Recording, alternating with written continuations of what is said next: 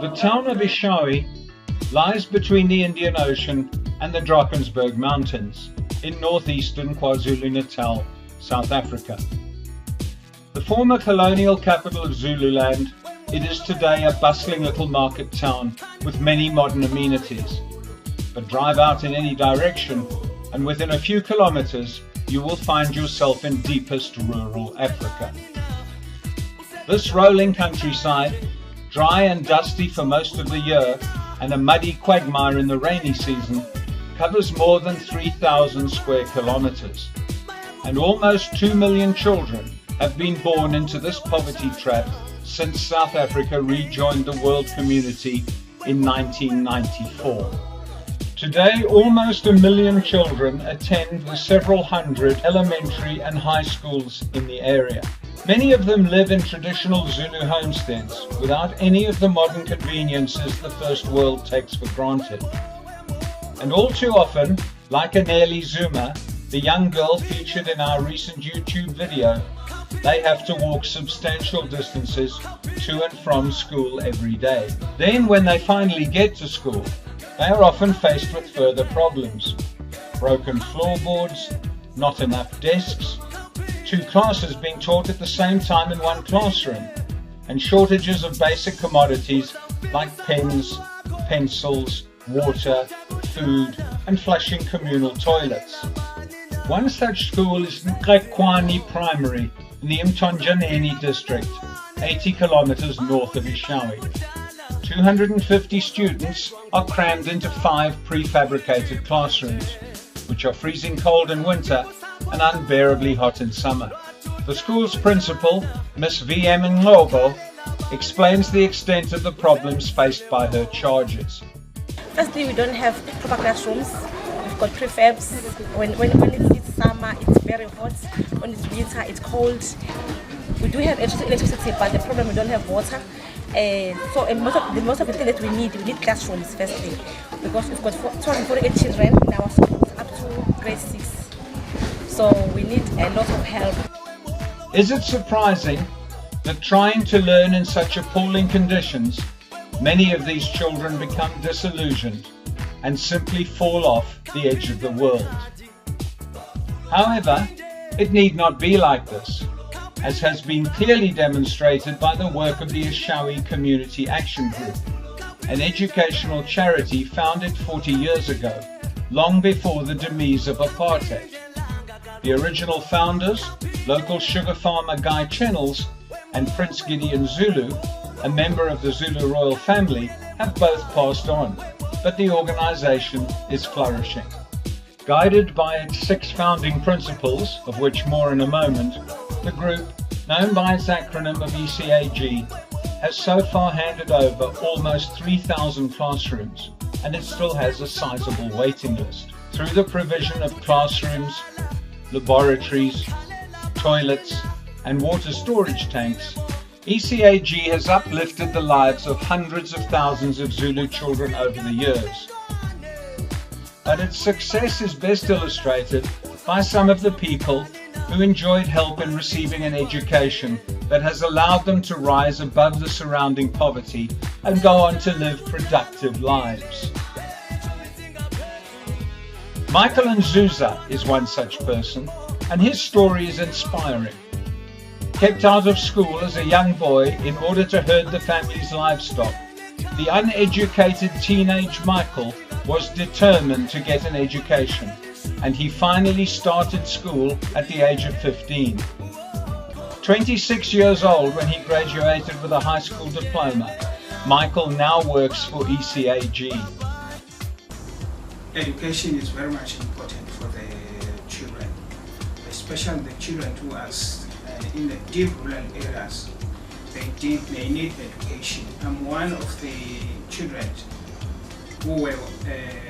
who's come from the rural area, and I started at Tembale Sizwe at the age of 15. You can imagine a 15-year-old sitting with a 7-year-old. That's different. I wanted to make something of myself. Michael was lucky in the headmaster of the school that he chose. For the young teacher, then recently appointed as principal, had himself started school at the age of 11. Fast forward many years, and the same person, now Dr. Jethro Mhlolozi, with a PhD in ornithology, is still the principal of the same school. And here he talks about the changes since he started there in 1982. This was the building that was used by the learners. By that time, the enrollment was 120 learners. Through ECAG, we started to have a block of 4 classrooms. Then we removed our learners from this old building of the church, the Lutheran church. Then we went to a new site where the new building of 4 classrooms was built by ECAG. Now these are the buildings, as you see how beautiful they are. Recently we have built a laboratory as well as a library. The donors were the people from Netherlands. All that was done through the assistance of ECAG. Dr. Mhlolozi has made Thembelesizwe Primary his life's work, and it must be very gratifying for him that 3 of his former pupils now work at the school, 2 of them as teachers and 1 as the senior admin clerk. Another of Dr. Mhlolozi's former pupils is now a vital member of the ECAG task force. Emmanuel Makoba was one of the first black men to qualify as a quantity surveyor in South Africa, and he now heads the firm that controls the construction of all ECAG buildings. The product of the students that came out of the schools built by the ECAG. I got educated at Thembelesizwe Primary School. That was as long ago as 1979, that was when I started in the school. At that time, they didn't have classrooms. We used to get educated in a church building. Even today, if you go there to Thembelesizwe, you can still see the little church next to the school. We used to take turns. One class would start in the morning at 8, then at 11 o'clock, another shift would come in. The one that started in the morning would go home because there was a shortage of space. There were no classrooms at all. It was just that. Otherwise, you would be under the trees some of the time, getting educated there. Then the ECAG came to our rescue. They built classrooms there. When we started Makoba Folkwork Associates, I was a member of Makoba Folkwork Associates. Then we were the project managers for the ECAG, running all the projects where we purchase all the materials on behalf of the builders, we do the supervision, quality control. When I was actually at the primary school, the only high school that was in the area of Mewana School was up to standard 7. There was no high school in the area. Most people at the time, if you were up to standard 7, the local people think that you are educated enough to go to Johannesburg to work in the mines. But when the ECAG came, they actually built a high school so we could actually get educated up to matric so that we could accept it at the university. I think the people that have come out of the system now, more than 200 people from my school are actually, some of them are doctors, some of them are teachers, some of them are quantity surveyors like me, some of them are engineers, some of them are architects. You can name any profession you want to name, but what the ECAG has been doing over the years is definitely wonderful. Vital to ECAG's work are its 6 founding principles. Number 1 is local direction. This means nothing is imposed on the participating communities from outside the area. 2 is local investment. The communities buy into the process by fundraising and organising welcoming events for the donors. 3 is the use of local labour in the construction process, which creates employment, skills transfer and a sense of community ownership. Number 4 is sustainability. The KwaZulu-Natal Education Department pays all staff costs and maintenance bills, with the result that there is no further drain on the original donors. Number 5 is solid construction. Every classroom is built to the same approved and unchanging plan. And number 6 is accountability. Every cent that has ever been donated has been accounted for and audited.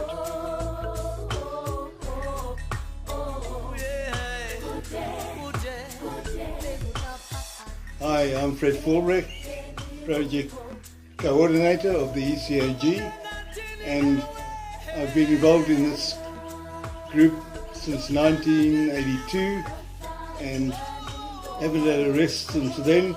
We've had a lot of fun doing this sort of thing, and what I can tell you with all honesty is that we've had no misspent money. We do it on a lean budget. Our classrooms are waiting to be built, 150 deposits right now, waiting urgently for your donation. These 40 Zululand schools have already paid deposits and are now waiting for construction to start on the 150 classrooms on the list. This will happen as soon as funds become available. Administrator Lungile Zikali explains. My name is Lungile Zikali. I'm working for ECAG as an administrator. I work with the principals who comes to my office to ask for help. The reason why the classrooms that we built are in good shape until now and for a long time is that the community is involved before we start the project. The way that the community is involved is that the community has to pay the deposit of 5,000 rand per classroom just to make sure that they look after the classrooms after they are built. It shows that it's not a handout, because if you give a person something for free, they can just throw it away anytime. So the school has to pay the deposit so that after the project is complete, they can look after it and it can stay for as long as more than 40 years. Unlike any other capital project, ECAG builds schools, and then the Department of Education has to provide the teachers, and also they have to look after the buildings. They provide the teachers and they pay the teachers.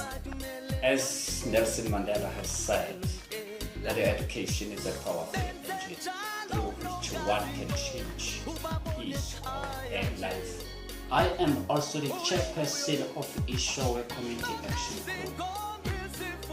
We have started this organization in 1977. 3,000 classrooms have already been built, and we have handed over this classroom over many schools. But at present, we still need more classrooms that schools need the accommodation of learners. We are appealing to the donors again to fundraise for ECAG so that at the end of the day we will be in a position to achieve our objective of providing more classrooms for many schools. So now you have heard our story, and what I'm asking you here is that you pick up your pen and write us a big check so that the other children can get the chance that I got